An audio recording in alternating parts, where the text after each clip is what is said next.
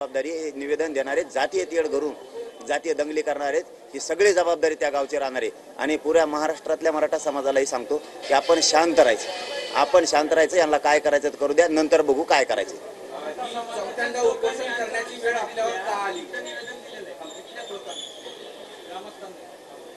नाही त्या विषयावर मला नाही बोलायचं. आणि एक लय मोठे आहेत ते नाही का दिसले तुम्हाला, ते बी लय मोठे आहेत आणखी. कारण ही पण विषय आहे की याच्यातले बरेचसे जण येऊन पण भेटलेत आम्हाला, बरेचसे जण, असं काय नाही. पण गाव एकीकडून आहे ना, मी तर चाललो होतो. जाऊ मला त्या विषयावर बोलायचं नाहीये. पण जातीय तेढ या शब्दात मला कुठंतरी द्वेष दिसायला लागला. ते झालं गेलं, निवडणुकीचा विषय होता, झालं गेलं ते आम्ही त्यावेळेस सगळ्यांनी सोडून दिलं. त्याची सगळी शांतता आहे. हारजीत कोणाची ना कोणाची तरी होतच असती.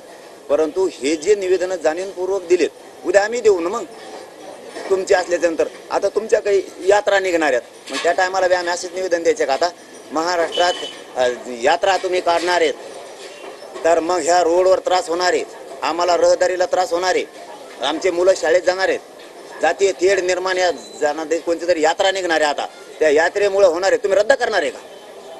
तुम्ही ती रद्द करणार आहे का? मग म्हणजे असं नसतं. मी सन्मान केलेला आहे आचारसंहितेचा, कायद्याचा, म्हणून मी 4चं पुढं ढकललं 8 जूनला. आता तुम्ही विनाकारण वेटीस धरायला लागल्यात गोरगरिबांना. आता नाकारायचं काही कारणच नाही.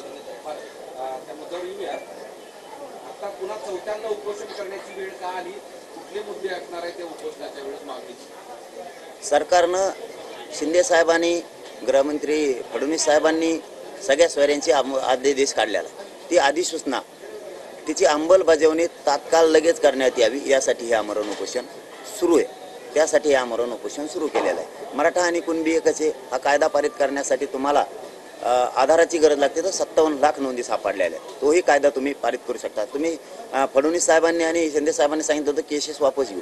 वापस न घेण्याऐवजी महाराष्ट्रातल्या लाखो मराठ्यांच्या पोरांवरती केसेस दाखल केल्यात विनाकारण.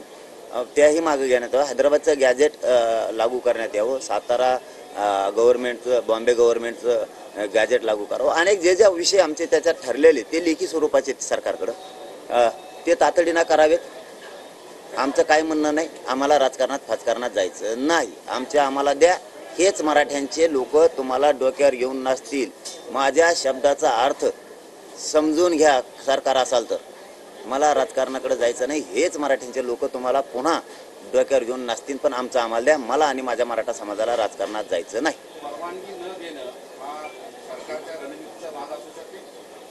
100% निवेदन देणाऱ्याला दोष देऊन उपयोगच नाही. त्यांनीच घडून आणलं हे षडयंत्र. 10 महिने का नाही दिलं? 10 महिने का नाही दिलं? हे सरकारचं षडयंत्र आहे.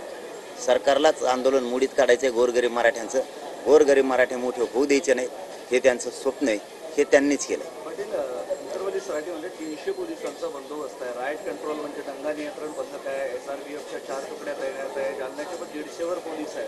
खूप जास्त बंदोबस्त आहे. कसं बघतात? काय बंदोबस्त लावला असेल त्यांनी, कारण कधी बी शंका घ्यायची नसती किंवा प्रत्येक वेळेसच आरोप म्हणून करायचा नसतो.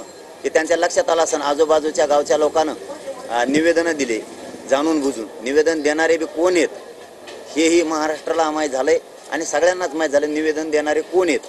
त्याच्यामुळं त्यांना वाटलं असेल इथं जातीय दंगल ते करतील, जातीय तेढ निर्माण करतील, म्हणून गावाच्या सुरक्षेसाठी लावला असं असा अंदाज आहे. नसतं मग आम्हाला दोपटायला लावले असतील. दोन्हीपैकी एक काहीतरी.